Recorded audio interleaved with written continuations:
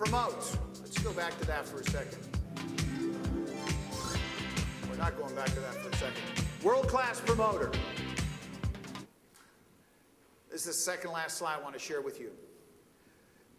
20 years ago, when I got involved in the industry, my coach and my mentor said to me, Dan, you know, if you cannot ever get to the front of the room, if you can never do a training, if you can never do a product presentation, if you can never do a conference call, if you're uncomfortable being in the front of the room, if your skills are not that good at all of the things that happens in the business, but you can do one thing, you will succeed if you can do that. And that was to become a world-class promoter.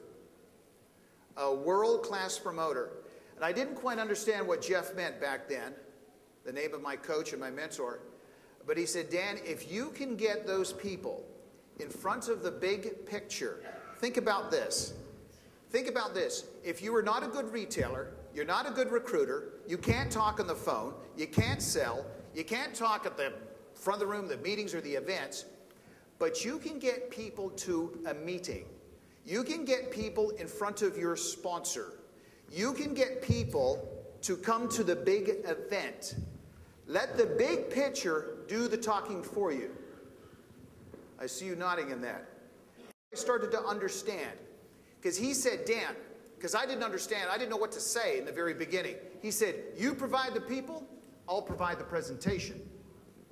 I said, I can do that. And I didn't know what to say, but I knew I was excited enough.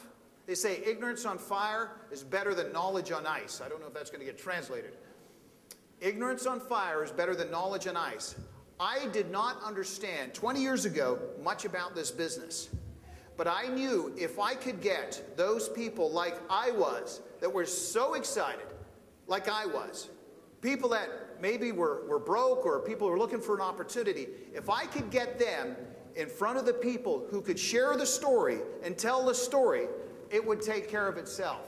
And I could do that.